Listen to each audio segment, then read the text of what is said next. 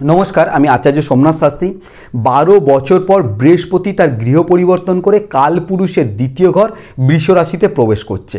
कन्या राशिर जातक जातिकादेर क्षेत्रे सामनेर एक बछर माने 1 मे बृहस्पति अलरेडी प्रवेश करे गेছে 1 मे 2024 এবং बृहस्पति एखाने थाकবে 14 मे 2025 पर्यन्त। এই যে সামনের এক বছর কন্যা রাশির জাতক জাতিকাদের ক্ষেত্রে কেমন যেতে চলেছে এবং আপনাদের রাশির ভাগ্যস্থানে বৃহস্পতি অবস্থান করছে। বৃষ রাশি হচ্ছে আপনাদের রাশির ভাগ্যস্থান, ভাগ্যস্থানে বৃহস্পতি অবস্থান করছে এবং আপনাদের লগ্ন স্থানের উপরে বৃহস্পতি দৃষ্টি দিচ্ছে, মানে রাশির উপরে বৃহস্পতি দৃষ্টি দিচ্ছে। আপনাদের থার্ড হাউসে বৃহস্পতি দৃষ্টি দিচ্ছে, আপনাদের ফিফথ হাউসে বৃহস্পতি দৃষ্টি দিচ্ছে। এই যে আপনাদের লগ্ন স্থানে বৃহস্পতি দৃষ্টি দিচ্ছে, লগ্ন স্থান থেকে আমরা কি কি ক্যালকুলেশন করি? লগ্ন স্থান থেকে শরীর, দেহ, মন এগুলো আমরা ক্যালকুলেশন করি। লগ্ন স্থান থেকে ইভেন মান সম্মান পর্যন্ত আমরা লগ্ন স্থান থেকে ক্যালকুলেশন করি। লগ্ন স্থান হচ্ছে বাড়ির একটা বাড়ির ভিত, সেই ভিত যত শক্ত হবে তত আপনি ওপরে বিল্ডিং করতে পারবেন। সেম অ্যাজ লগ্ন স্থানে বৃহস্পতির কিন্তু দৃষ্টি পড়েছে, এই লগ্ন স্থান আপনার মজবুত হলো। এবং তারপরে থার্ড হাউস থেকে আমরা কি কি ক্যালকুলেশন করি? থার্ড হাউস থেকে আমরা যেটা ক্যালকুলেশন করি সেটা হচ্ছে আপনাদের ভাই। থার্ড হাউস থেকে হচ্ছে যোগাযোগ ব্যবস্থা। থার্ড হাউস থেকে আমরা আপনাদের সাহসিকতা, এইগুলো কিন্তু ছোট ছোট যে সমস্ত ট্যুর করেন আপনারা, সেই জায়গাগুলোও কিন্তু আমরা থার্ড হাউসে থেকে ক্যালকুলেশন করি। তারপরে আপনার দৃষ্টি পড়ছে কোথায়? ফিফথ হাউসে। ফিফথ হাউসে হচ্ছে আপনাদের প্রেম, ভালোবাসা, সন্তান, উচ্চশিক্ষা, এই জায়গাগুলো কিন্তু আমরা ফিফথ হাউস থেকে ক্যালকুলেশন করি। এবং ভাগ্যস্থান তো সর্বোপরি, ভাগ্যস্থানে বৃহস্পতি বসে আছে আপনার জন্ম থেকে মৃত্যু পর্যন্ত যতদিন আপনি বাঁচবেন প্রত্যেকটা জায়গায় কিন্তু ভাগ্যের একটা সাপোর্ট দরকার, সেই জায়গায় কিন্তু বৃহস্পতি বসে আছে। এই যে বৃহস্পতির ট্রানজিট কন্যা রাশির জন্য যথেষ্ট শুভ সময় কিন্তু নিয়ে আসবে সামনের এক বছর। এবার আমরা বিস্তারিত আলোচনা করব।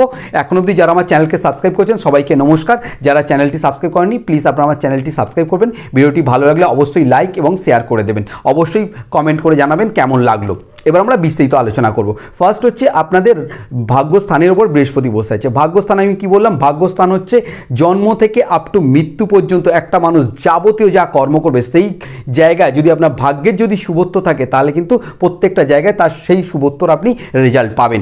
এবং সামনে এক বছর বৃহস্পতি আপনার ভাগ্যস্থানে অবস্থান করছে, এটা আপনাদের জন্য খুব ভালো। এতদিন যে সমস্ত অবস্ট্রাকেলগুলো আপনাদের কাজ করেছেন, কারণ বৃহস্পতি এতদিন 8 হাউসে ছিল, সেখান থেকে ভাগ্যস্থানে গেছে, এতদিন যে সমস্ত অবস্ট্রাকেলগুলো আপনাদের কাজ করেছে সেই অবস্ট্রাকেলগুলো কিন্তু আস্তে আস্তে কাটতে শুরু করবে এবং আপনাদের ভাগ্যের একটা শুভত্ব কিন্তু বৃহস্পতি অবশ্যই নিয়ে আসবে।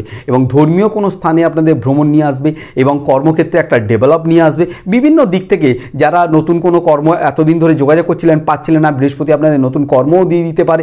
যদি আপনার জন্মকালীন রাশিচক্র যদি অবশ্যই পারমিট করে তাহলে কিন্তু বৃহস্পতি আপনাকে অবশ্যই তার সুফল দেবে। এরপরে বৃহস্পতি দৃষ্টি দিচ্ছে কোথায়? বৃহস্পতি দৃষ্টি দিচ্ছে আপনার লগ্ন স্থানে, মানে রাশির ওপরে বৃহস্পতি দৃষ্টি দিচ্ছে। চন্দ্র থেকে আসে মন মানসিকতা, সেই চন্দ্রের উপরে বৃহস্পতি দৃষ্টি দিচ্ছে। তাহলে কি হবে? আপনাদের মন মানসিকতার মধ্যে একটা সতেজ ভাব আসবে, একটা মানসিক শান্তি আসবে, আপনাদের বিভিন্ন দিক থেকে একটা মানসিক শান্তি আসবে এবং শরীরের যে সমস্ত রোগ টোগগুলো ছিল সেগুলো আস্তে আস্তে দেখবেন আপনাদের কমতে থাকবে। এটা কিন্তু একটা খুব শুভ দিক আপনাদের জন্য। এরপরে বৃহস্পতি আপনার দৃষ্টি দেবে থার্ড হাউস। থার্ড হাউস থেকে আমি কী বলেছিলাম? ভাই বোন। থার্ড হাউস থেকে সাহস, থার্ড হাউস থেকে যোগাযোগ।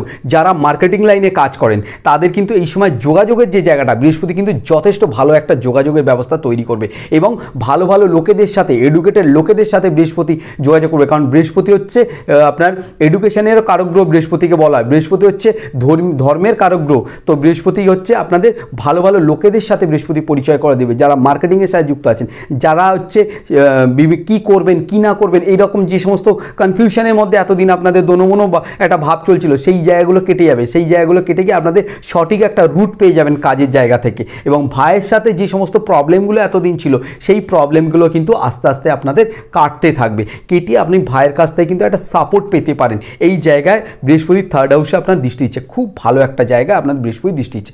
এরপরে বৃহস্পতি আপনার দৃষ্টি দিচ্ছে কোথায়? Fifth house. ফিফথ হাউস থেকে কি কি আসে? উচ্চ শিক্ষা আসে। ফিফথ হাউস থেকে আসে সন্তান আসে, ফিফথ হাউস থেকে আসে প্রেম আসে। ফিফথ হাউস এতটাই ইম্পর্টেন্ট এবং তার সাথে ক্রিয়েটিভ যে সমস্ত জিনিসপত্র সব ফিফথ হাউস থেকে আসে, সেইখানে বৃহস্পতি আপনার দৃষ্টি দিচ্ছে। যে সমস্ত মেয়েরা বা জাতক বা জাতিকা যারা আছেন, যারা নতুন বিবাহ করেছেন এবং সন্তান নেওয়ার ইস্যুর ক্ষেত্রে আপনারা চিন্তা ভাবনা করছেন, একদম আপনারা সঠিক সময়ে আপনারা চিন্তা ভাবনা করছেন। এই যে বৃহস্পতির ট্রানজিট আপনার সন্তানের জায়গায় বৃহস্পতি দৃষ্টি দিয়েছে, অবশ্যই আপনারা এই সময় ইস্যু নিতে পারেন। যদি আপনার জন্মকালীন রাশিচক্রে দশা ঠিক থাকে তাহলে অবশ্যই আপনারা এই সময় কিন্তু ইস্যু নিতে পারেন। আপনার জন্য যথেষ্ট ভালো একটা সময় এই সময়টা।